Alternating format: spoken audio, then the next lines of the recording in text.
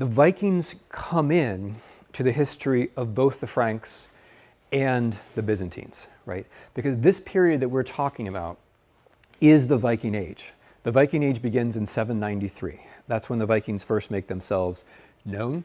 And usually if you say the Viking Age, it's like now we cut to a completely different movie, right? We forget everything else. It's just the wooden ships with their beautiful brows and the burly men and the beards and the horns and the throwing the spears over the enemy, which probably is a myth, and the berserker thing, which is also probably a myth. But we're cutting to a completely different story, right? And that's what we can't do because the Viking Age is happening simultaneously with the expansion of the Franks and with the expansion of the Byzantines, and it's related to these two things. It is the expansion of the Franks, which probably provokes the Vikings to test out their own naval technology by plundering the Franks. And then realizing they can do this, they can get down rivers, they can do interesting things, they can also go out to sea and do interesting things. So the Vikings are probably best understood as a reaction to Charlemagne.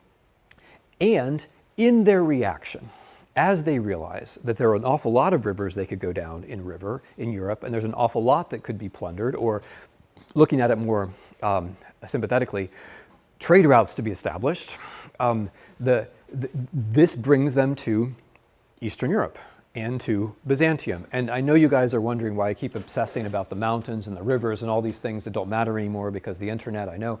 But you can't figure out what the Vikings are up to without knowing where the rivers are.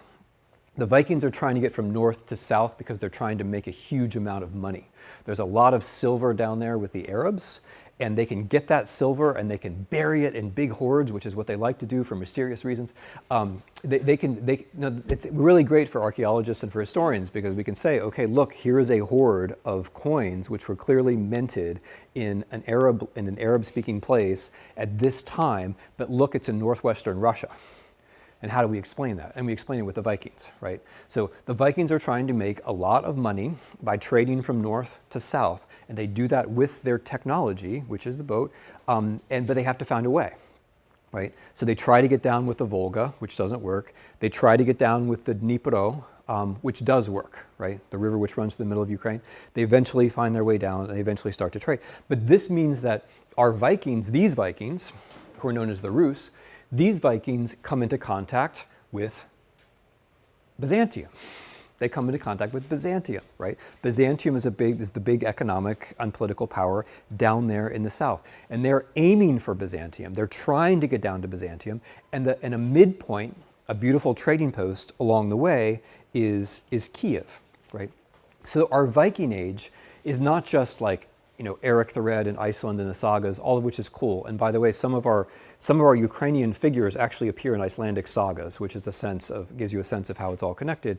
But the Viking Age is about the Franks, and it's also about Byzantium, because the Vikings are trying to make their way down to Byzantium, and that's why they get to Kiev, which has already existed for several centuries.